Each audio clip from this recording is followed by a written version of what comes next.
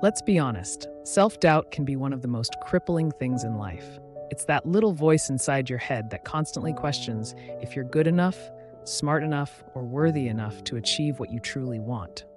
It whispers things like, "You can't do this. What if you fail?" Or "You're not as talented as others."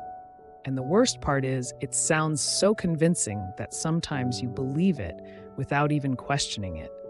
We all have that inner critic. It shows up when you're about to take a big step, when you're about to start something new, or even when you're doing something you've done 100 times before.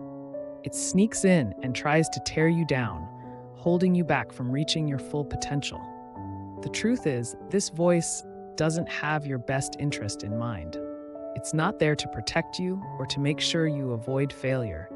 It's there to keep you from growing. But you don't have to listen to it. You don't have to let self-doubt control your life. The thing about that inner critic is that it gets louder the more you pay attention to it. Every time you let it stop you from doing something, it gains a little more power. But the moment you start questioning it, challenging it, and pushing past it, it begins to lose its grip. Think about all the times in your life where you let self-doubt hold you back. How many opportunities have you missed because you didn't believe in yourself? How many dreams have you put on hold because you were too afraid to take the first step? The inner critic thrives on fear, and the longer you listen to it, the more fear takes over. Before you know it, you're stuck in a cycle of hesitation, second-guessing, and staying in your comfort zone. What you need to understand is that self-doubt is not reality. It's a distortion, a lie that your mind tells you based on past experiences, insecurities, and the fear of the unknown. It's a projection of your worst fears, not a reflection of what's actually true. You might feel like you're not capable, but that doesn't mean you aren't. You might think you're not good enough, but that doesn't make it a fact. Feelings of self-doubt are just that, feelings. They come and go, and they are not permanent unless you choose to make them so. The key to overcoming self-doubt is to start taking action despite it. Waiting for the day when you feel 100% confident is a trap because that day may never come. Confidence isn't something you wait for, it's something you build through action.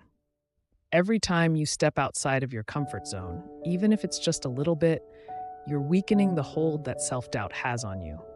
It's not about silencing the inner critic all at once. It's about learning to move forward even when it's there. You're probably thinking, but what if I fail? That's the thing self-doubt feeds on, the fear of failure. But failure isn't something to be afraid of. It's a part of the process. Every person who's ever succeeded at anything has failed along the way. The difference between them and the people who never reach their potential is that they didn't let failure stop them. They didn't let their inner critic tell them, "See, I told you so." They got back up, learned from their mistakes, and kept moving forward. What if instead of worrying about failure, you started to focus on what you could gain by pushing through? What if, every time that inner voice tells you, "You can't," you answer back with, "But what if I can?" Shifting your mindset like this is powerful because it puts you in a position of control. You start to realize that self-doubt doesn't get the final say. You do. Now, overcoming self-doubt isn't about pretending it doesn't exist or ignoring it altogether. That's unrealistic. You're going to feel doubt from time to time, especially when you're stepping into new territory. But the difference lies in how you respond to it. Instead of letting it paralyze you, start questioning it. When that voice says you're not good enough, ask yourself, why not? When it says you'll fail, ask yourself, what's the worst that could happen if I do? 9 times out of 10, you'll realize that the worst-case scenario isn't as bad as your mind is making it out to be. Another thing to remember is that you're not alone in this. Everyone, no matter how successful they seem, deals with self-doubt. The difference is that some people have learned how to manage it, while others let it run their lives. So don't beat yourself up for feeling doubtful. It's part of being human. But also, don't let it become an excuse for staying where you are. Take a moment to think about what's really at stake if you keep letting self-doubt control your decisions. Think about the dreams you have, the things you want to achieve, the person you want to become. How long are you willing to put those things on hold because of a voice in your head telling you that you're not ready? How much time are you willing to waste letting opportunities pass you by, waiting for a day when you finally feel good enough? Here's the truth. You're never going to feel 100% ready, and that's okay. You don't have to be perfect to take action. You don't have to have it all figured out to start moving toward your goals. What you need is the courage to take that first step, even when the inner critic is telling you to stay where you are. Every step you take, no matter how small, is a step toward building confidence and quieting that voice of doubt.